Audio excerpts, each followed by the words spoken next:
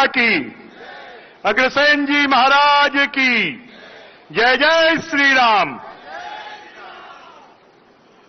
आज अग्रसेन जयंती के अवसर पर मैं पूरे छत्तीसगढ़ वासियों को, पूरे देशवासियों को और पूरे रायपुर वासियों को बहुत बहुत बधाई देता हूं, बहुत बहुत शुभकामनाएं देता हूं।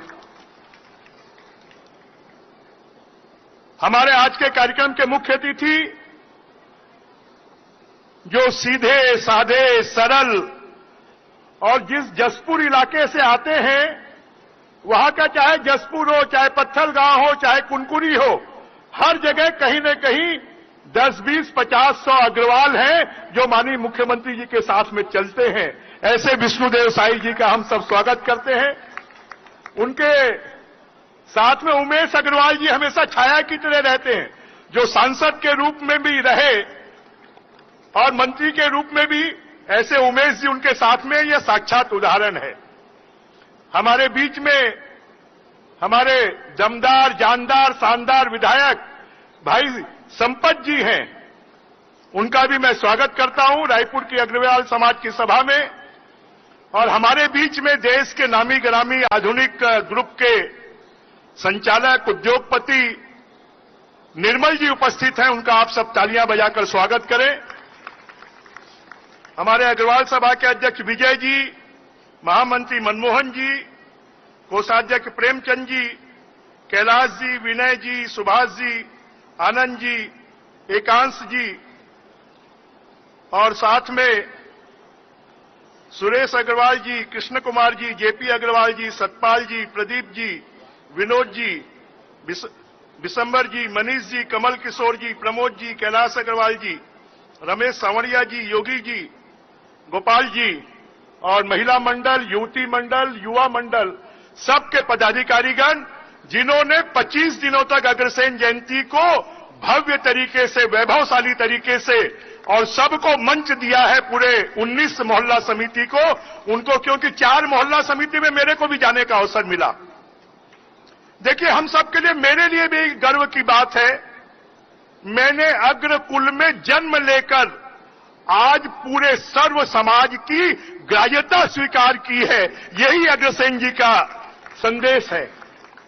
आज से 5000 साल पहले इस भारत की धरती पर प्रभु राम के वंशज के रूप में, कुश के वंशज के रूप में महाराजा अग्रसेन आए और उसके बाद में महाभारत काल में उनका हृदय परिवर्तन हुआ।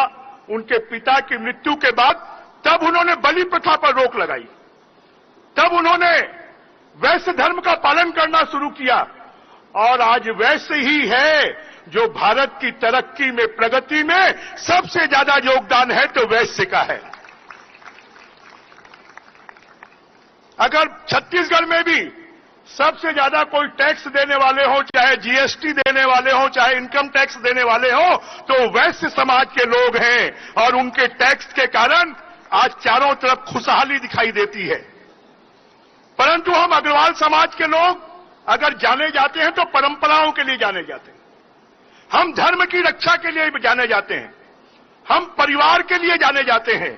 आज आवश्यकता इसी बात की है कि जो हमारी नई पीढ़ी है, हम पुरानी तो बात करते हैं कि पूरे देश में जितनी धर्मशालाएं हैं वो अग्रवालों ने बनाई हैं, जितने अन्य क्षेत्र हैं वो अग्रवालों ने बनाए हैं, जितने प्याऊ घर है वो अग्रवालों ने बनाए हैं, जितने तीर्थ स्थल है वहां पर अग्रवाल समाज ने बनाया है।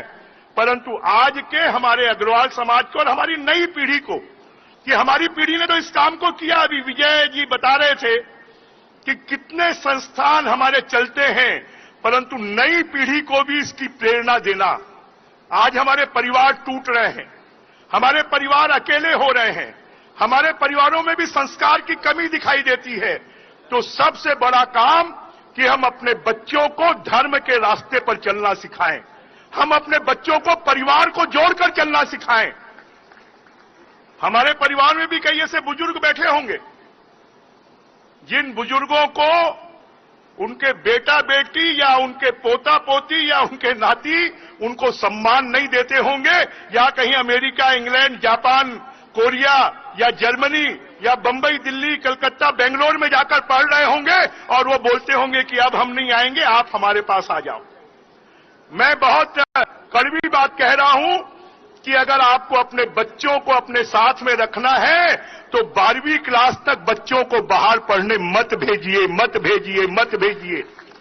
अगर 12वीं क्लास तक आप बच्चों को पढ़ने बाहर भेज देंगे तो ना चाचा चाची को जानेगा, ना काका काकी को जानेगा, ना ताऊ ताई को जानेगा, ना दादा दादी को जानेगा, ना मामा मामी को जानेगा, और उसका प्रेम नहीं होगा।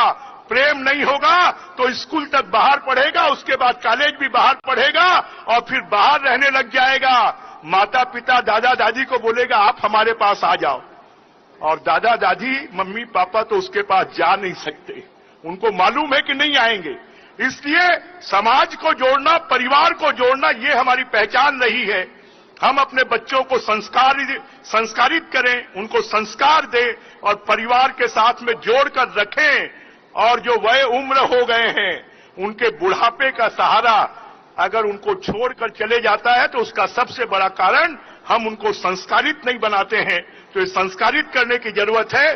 और महाराजा अग्रसेन जी के तो 18.5 पुत्र हुए, उन्होंने सबको साथ में लेकर चले। अगर हम अग्रसेन जी के वंशज हैं तो दूसरा काम है सेवा का।